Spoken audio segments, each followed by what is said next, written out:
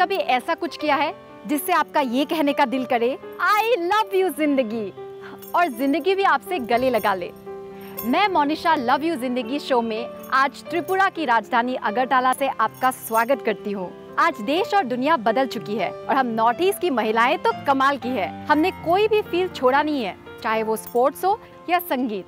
लेकिन अब भी बहुत कुछ हासिल करना बाकी है। जैसे हमारे माननीय गेस्ट हमेशा कहते हैं कि अगर हौसला बुलंद हो तो कुछ भी हासिल हो सकता है। हम बात कर रहे हैं त्रिपुरा के अगरतला की गोल्डन वॉइस की। तो चलिए आज उन्हें सुनने का, देखने का और मिलने का भी मौका है हमारे अगले सेगमेंट में, जो है स्पॉटलाइट।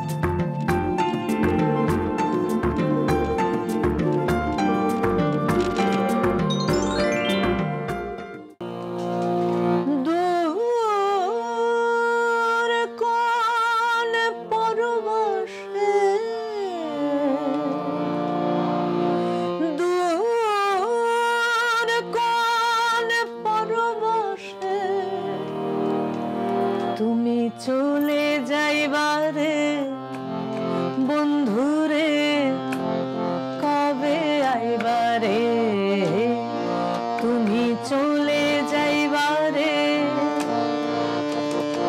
वहाँ कौन है तेरा मुसाफिर, जाएगा कहाँ, दम ले ले, दम ले ले, घड़ी भर है सैया पाएगा कहाँ, वहाँ कौन है तेरा। मैं त्रिपुरा के अगरतला शहर की गोल्डन वॉइस के साथ बैठी हुई हूँ, जो है तिथि देव बर्मन जी। तिथि देव बर्मन जी, आपका हमारे शो लव यू जिंदगी में 7 सुरों से भरा स्वागत है। नमस्ते। आप हमें ये बताइए कि आपका ये सुरीला सफर कैसे शुरू हुआ? मेरे ख्याल से जिस दिन मैंने बोलना सीखी तभी से मैंने शुरू की गाना। जी, ये बाय बर्थ था? नॉट बाय बर्थ, एक्चुअली पहले तो मैं कथक डांस में थी। अच्छा। क्योंकि मेरे लिरिक्स में प्रॉब्लम थे, तो मैं गा नहीं सकती थी। पहले मेरा हाउस फिजिशियन ने बोले थे, तो इसलिए मेरे मम्मी पापा ने पहले तो मेरा डांस क्लास में भर्ती कर दिए। अच्छा। वो म्यूज़िक कॉलेज में। लेकिन 5 साल मैंने की, 5th ईयर तक करके मैंने और मुझे लग रहा था कि मुझे कुछ खींच रहा था दूसरा कोई गाना नहीं। पहले से मेरा फर्स्ट लव था वो पोएम्स ऑफ टैगोर। अच्छा। तो मैंने शुरू की गाना। पहले से तो क्लासिकल जी। मेरे गुरु थे नोनी गोपाल चक्रवर्ती, रंजीत घोष जी, तो ये सारे गुरु मेरा थे और अभी भी मैं सीख रही हूँ। मैं अभी तक एक स्टूडेंट ही हूँ। जी, अगर मैं गलत नहीं हूँ तो आपने 12 वर्ष की उम्र में संगीत का सफ़र शुरू किया था। तो आप हमें ये बताइए कि आपने रविंद्र संगीत को ही क्यों चुना? असल में रविंद्र संगीत का जो भाव है, जो कथाएं हैं, वो मुझे खींचते हैं। थोड़ा आपको शॉकिंग लगेगा सुन के। एक गाना मैं जितनी बार गाती हूँ, इसके 10 गुना मैं पढ़ती हूँ और इसके 100 गुना मैं सोचती हूँ। मेरे ख्याल से तब एक गाना होता है। जी। तो टैगोर की गाना ऐसा ही है। जी। सोचने का बात है, सोचने की बात है सभी। हमें ये पता चला है कि आपके नाम का पोस्टर स्टैम्प भी बनाया गया था, इसके बारे में हमें कुछ बताइए। त्रिपुरा एक ऐसी प्लेस है जिधर देयर आर 19 ट्राइब्स। तो मुझे लगा कि ये रविंद्र संगीत, रविंद्रनाथ की ये कथाएं उन लोगों से ट्रांसलेट करके उस कॉकबरक में मैं गा सकूं। तो विजन ऑफ बंगाल करके एक नाम की संस्था पश्चिम बंगाल की, उनके नज़रिए से ये कुछ ऐसा लगा कि ये हम सारी भाषाओं में रविंद्र संगीत का जो प्रचार प्रसार की, तो ये रिमार्केबल लगा उन लोगों को। ये मेरे लिए एक बहुत ही खुशकिस्मती है क्योंकि नॉर्थ ईस्ट में मैं ही पहला वो नारी हूँ, वुमेन हूँ जिसके नाम पे ये पोस्टल स्टैम्प निकला है। तिथि जी, आप हमारे समाज की महिलाओं को किस स्वरूप में देखना चाहती हैं, वो ज़रा अपने संगीत के द्वारा हमें बताइए। पूजा को রাখিবে ঊর্ধ্বে সে নহি নহি হেলা করি মোরে। मेरे ख्याल से हर कोई नारी यही चाहती है, मुझे पूजा करके ऊपर बिठाओ, आसन में बिठा के रखो, वो नहीं, और मुझे ऐसे छोड़ के पीछे छोड़ के जाओ, वो भी नहीं। If you can keep me beside you, যদি পাশে রাখো মোরে, हर किसी प्रॉब्लम में, संशय में, संकट में अपने पास रखो, तब मुझे आप पहचानोगे, तभी मुझे आप पहचानोगे। आप सम्मति दो मुझे कठिन व्रत में सहाय होने का, तभी आप मुझे पहचानोगे। वाह, आपके संगीत में बहुत ही शक्ति है, आपके सुर में बहुत ही शक्ति है, और मुझे ये भरोसा है कि आपका ये संदेश हमारे देश की महिलाओं के दिलों में ज़रूर बसा होगा। तो मैं लव यू ज़िंदगी के पूरे टीम की ओर से आपका बहुत बहुत धन्यवाद करती हूँ और आपको सलाम देती हूँ। आप लोगों को सबको भी, लव यू ज़िंदगी को भी मेरे बहुत बहुत शुक्रिया। आप लोगों के साथ मुलाकात, जो लोग भी उधर उस पर बैठे हैं, जिसके साथ ये मुलाकात मुझे करवा दी, ये लव यू ज़िंदगी। Thank you so much. तो संगीत की इस सफ़र के बाद अब हम चलते हैं शॉपिंग की सैर पर, हमारे अगले सेगमेंट में जो है स्टाइल रैप।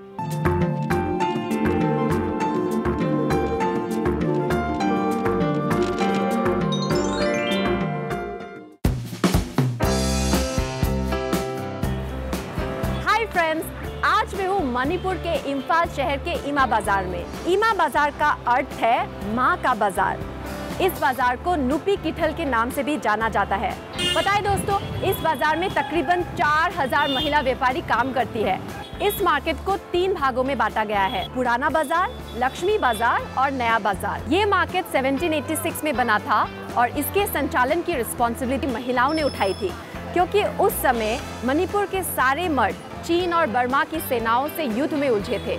परिवार की रिस्पॉन्सिबिलिटी महिलाओं के कंधों में आ गई थी और तब से लेकर आज तक इस मार्केट का कंट्रोल महिलाओं के हाथ में है।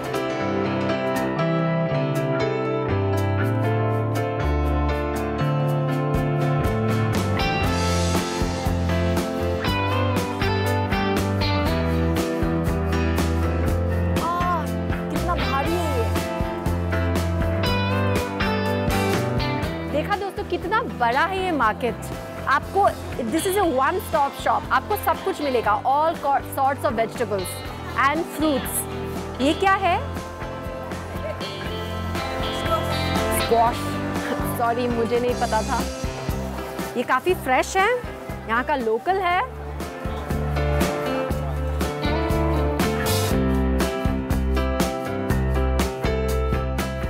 यहाँ की फिश एकदम फ्रेश और बहुत ही टेस्टी है।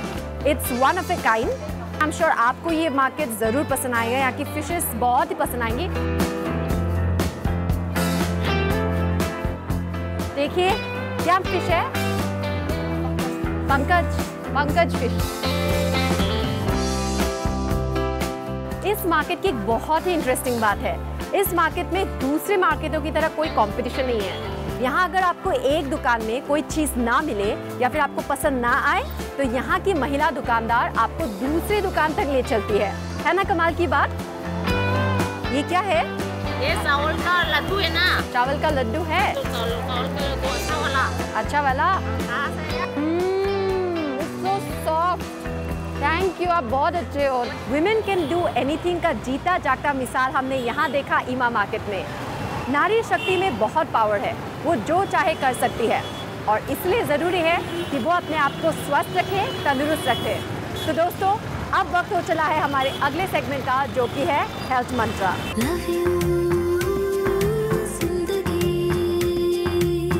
हेल्थ इज वेल्थ, और अगर इस वेल्थ को आपको अपने साथ रखना है तो अपने आप को हेल्दी रखना बहुत ज़रूरी है। तो चलिए हेल्थ एंड फिटनेस के बारे में कुछ नई जानकारी लेते हैं हमारे अगले सेगमेंट में, जो है health Mantra.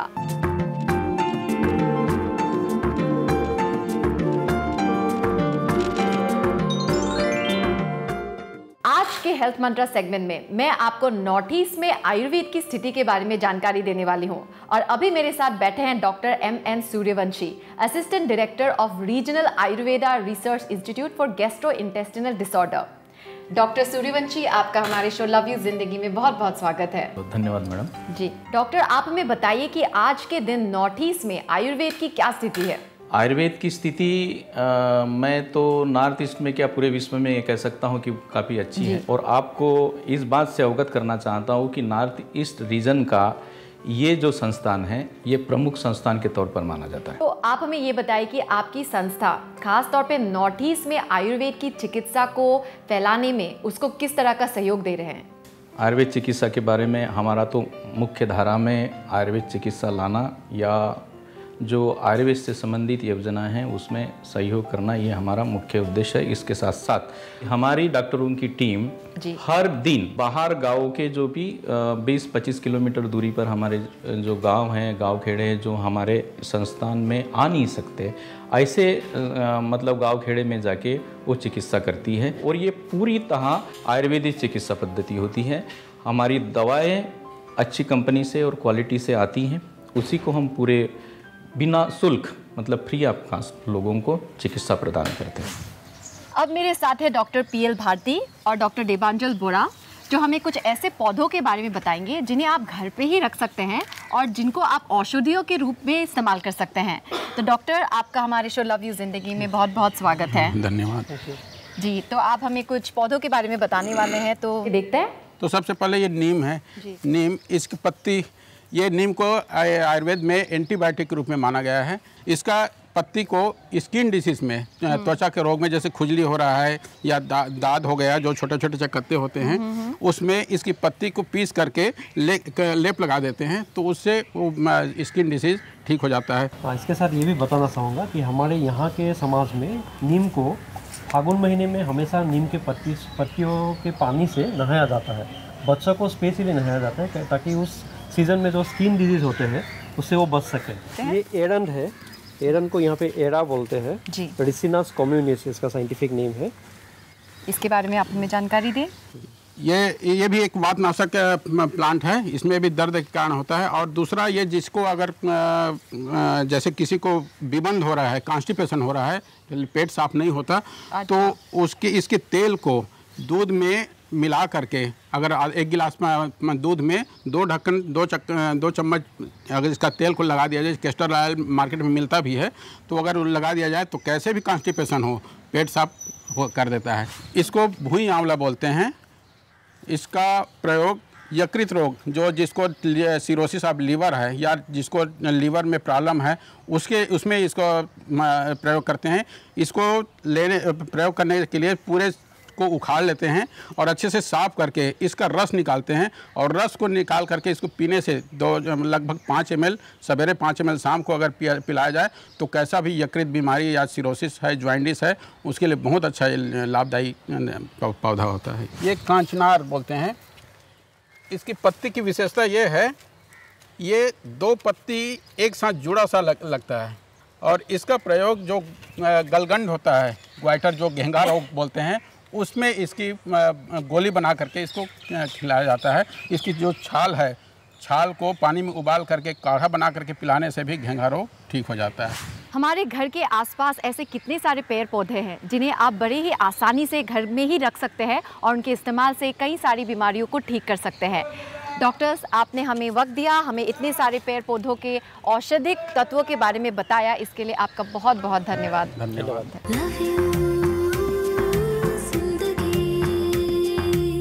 Today sky is the limit. आज आप किसी भी क्षेत्र में सफलता पा सकते हैं, इसीलिए हम हर बार एक नए करियर ऑप्शन के बारे में आपको जानकारी देते हैं। तो चलिए एक और नए करियर के बारे में जानकारी लेते हैं हमारे अगले सेगमेंट में, जो है career.com।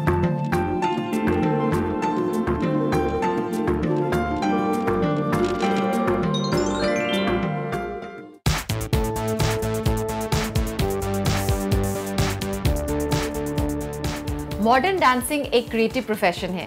इसमें अपनी इनोवेशन से अगर आप कुछ नया जोड़ते हैं तो आप अपनी एक अलग पहचान बना सकते हैं। वेस्टर्न डांस में आप करियर कैसे बना सकते हैं, इसके बारे में आज हमें जानकारी देंगे त्रिपुरा के अगरतला शहर के जाने माने डांस एकेडमी के डायरेक्टर मिस्टर संदीप कुमार बार। संदीप जी, आपका हमारे शो लव यू जिंदगी में बहुत बहुत स्वागत है। नमस्ते। संदीप जी, आप हमें ये बताइए कि अगरतला जैसे छोटे शहर में एक वेस्टर्न डांस एकेडमी खोलने का आइडिया आपको कहाँ से मिला? पहला बात ये है कि अगरतला जैसा छोटे शहर आज का जो डेट है, आज का डेट में ये छोटा नहीं है जी, तेज़ी से रफ्तार पकड़ रहा है। और हम जब ये चीज़ सोचे थे तब सोचना मुमकिन नहीं था, लेकिन कुछ हट के सोचने का हिम्मत हौसला हम लोगों का अंदर है बोल के हम लोग कुछ अलग कर पाते। तो इसलिए मैं पहले 7 साल पहले ही कुछ नया करने का इरादे से इस इंडस्ट्री में मैंने आया। जैसा कि आपने हमें बताया कि आपके एकेडमी को लगभग 7 साल हो चुके हैं, तो इन सालों में कितने बच्चे पास आउट हुए होंगे और आप क्या क्या डांस फॉर्म सिखाते हैं? देखिए मैडम, 7 साल मैंने एकेडमी शुरुआत किया है और अभी तक ऑलमोस्ट 7000 स्टूडेंट हम लोग डांसिंग एजुकेशन प्रोवाइड कर चुके हैं। इधर जब पहले 7 साल पहले शुरुआत किए थे तब 7 साल पहले डांस का उतना क्रेज़ नहीं था जी। तब जो चीज़ का क्रेज़ आ रहा था वो कि वो फिजिकल फिटनेस। अच्छा। तो फिजिकल फिटनेस को साथ में रखते हुए डांस को कोर्स को डिजाइन करना पड़ा और इसीलिए मेरा कोर्स का अंदर पहले रहता है फिजिकल फिटनेस का ऊपर yoga, power yoga, aerobics and Zumba. अच्छा। फिटनेस का बाद हम लोग थोड़ा बहुत वो फिट हो जाने का बाद हम लोग उसको डांस में कन्वर्ट करने का कोशिश करते हैं और धीरे धीरे मॉडर्न डांस का बहुत सारा स्टाइल है, जैसा jazz, hip hop, contemporary, salsa, locking, popping, break, stun, Bollywood, krumping, B boying, ये सब अलग अलग फॉर्म है। लेकिन हम लोग सब फॉर्म को एक बच्चे का अंदर तुरंत दे नहीं सकते जी। इसलिए कोर्स 1 साल का कोर्स डिजाइन किया गया है। 1 साल में एक कोर्स का नाम दिया गया है बिगिनर कोर्स। ओके। कोई भी बच्चा 1 साल में ये सब पैकेज कोर्स है, इसका अंदर बेसिक सीख सकता है, हर कोर्स का बेसिक सीख सकता है। अच्छा। एडवांस लेवल जाने के लिए उसका दूसरा साल कंटिन्यू करना पड़ेगा, उससे एडवांस जाने के लिए तीसरा साल कंटिन्यू करना पड़ेगा। अच्छा। उससे एडवांस जाने के लिए चौथा, फोर्थ, धीरे धीरे कंटिन्यू। एजुकेशन तो खत्म नहीं होता है। तो आपके एकेडमी से पास आउट होने के बाद आप अपने बच्चों को किस तरह का सहयोग देते हैं? बच्चे को पहले जो सहयोग हम दे रहा है वो इंफ्रास्ट्रक्चर का सहयोग है, क्योंकि सीखने का परिवेश होना जरूरी है। अगर विदाउट एनवायरनमेंट कोई भी चीज़ संभव नहीं है, इसलिए एनवायरनमेंट क्रिएट करने का मूड में पहले कदम था जी। दूसरा कदम ये है कि एक्सपर्टाइजेशन। अगर जिसको हम सिखा रहा है, अगर उसका जो सिखा रहा है उसका एक्सपर्ट ठीक नहीं है तो अच्छा से उसको सिखा नहीं सकता है, तो वो उस स्किल का ऊपर मैंने जोर दिया है। तो एज ए डांसर यहाँ से पास आउट होने के बाद इनके लिए जॉब अपॉर्चुनिटीज क्या हैं? विद एग्जाम्पल अगर दिखाया जाए तो कोई भी डांस सीखने का बाद कहीं भी जाके एज ए कोरियोग्राफर काम कर सकता है जी। आप एज ए डांस टीचर का हिसाब से काम कर सकता है। अच्छा से सीखेगा तो अपना एरिया में जाके खुद का एकेडमी भी खोल सकता है, वो मैन भी हो वोमेन भी हो। तो आपके लिए डांस में करियर एक बहुत अच्छा ऑप्शन साबित हो सकता है। संदीप जी, हमें ये यकीन है कि आज का हमारा ये शो देखकर जितने भी डांसर्स आज हमें देख रहे हैं उनको काफ़ी प्रेरणा मिली होगी। आपने हमें वक्त दिया, हमारे साथ बातचीत की, इसके लिए आपका बहुत बहुत धन्यवाद।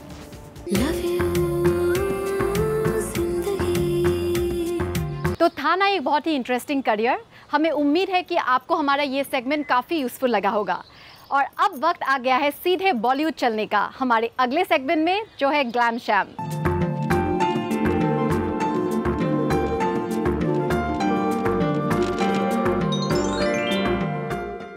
लव यू जिंदगी कहने के पहले हकदार हमारे उत्तर पूर्वी भारत के भारतीय बांधव इसलिए हैं क्योंकि ज़िंदगी बड़ी सादगी भरी है। ये बहुत ही स्वागतार्ह है कि ऐसा एक चैनल हमारे सामने आया है। अगर संजीदगी से बताऊं तो मुंबई में रहने वाले हम लोग जो मतलब आम तौर पर आप सब लोगों के सामने पेश होते हैं अपनी भूमिकाओं के ज़रिए, हमें तो इल्म ही नहीं है कि इतना सुंदर है हमारा उत्तर पूर्वी भारत, जहाँ पर सवेरा पहले दस्तक देता है और फिर पूरे देश में उजाला होता है। वहाँ की स्त्रियों की बात की जाए तो वैसी ही ऊर्जित अवस्था स्त्रीत्व की वहाँ पर है। ये सारी जानकारी इस चैनल के बारे में जानने के बाद हमें मिली, पर अब कहने में बड़ा गर्व महसूस होता है कि वहाँ पर ऐसी महिलाएं हैं जो अपने माँ के नाम से जानी जाती है। मैं ये कहना चाहूँगी कि हर बालक के नाम के आगे माँ का नाम जोड़ा जाता है। ऐसी 2 जगह वहाँ पर है। आपको पता है, हमारे उत्तर पूर्वी भारत में महिलाओं को ना तो दहेज देना पड़ता है, मतलब ना दहेज दिया जाता है ना लिया जाता है। वहाँ की तकरीबन हर एक स्त्री कुछ न कुछ काम करती है, अपने घर से करती है या फिर चाय के बागानों में काम करती है या एंटरप्रेन्योर है, घर से या बाहर जाकर काम करके अपने बलबूते पे अपनी ज़िंदगी चलाती है। सादगी भरी ही सही, लेकिन उसको वो हक है जिसे हम कहते हैं विमेन एम्पावरमेंट, महिला सशक्तिकरण। शिलोंग में एक गांव ऐसा है जिसे एशिया खंड में सबसे स्वच्छ गांवों में गिना जाता है ना, तारीफ के काबिल। गैंगटॉक में एक मार्केट ऐसा है जहां पर कोई प्रदूषण नहीं है। आंकने पर भी प्रदूषण जहां ना मिले, वहां की अगर सृष्टि स्थिति ऐसी है तो मनुष्य मनस्थिति कैसी होगी। अनुभव तो ज़रूर लेना चाहिए। एक मार्केट है, एमा मार्केट, जहाँ सिर्फ औरतें वो मार्केट चलाती है। मैं भी चाहूँगी वहाँ जाके इस सौंदर्य का लुत्फ़ उठाना, आनंद लेना, और ये गुजारिश हर भारतीय से करूँगी कि ये हमारे भारत का एक सशक्त हिस्सा है। उसे हम सब ने जानना चाहिए और दोनों हाथों से सिर्फ हाथ पकड़कर जोड़ना नहीं, बल्कि दिलों से जोड़ना चाहिए। धन्यवाद।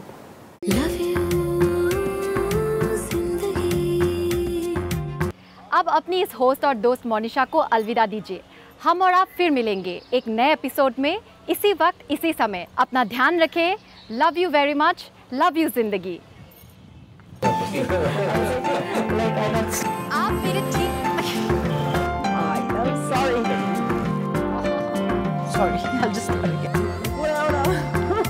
ट्रेडिशनल कल्चर को करते हैं। क्या है ये तो? I forgot, seriously I forgot.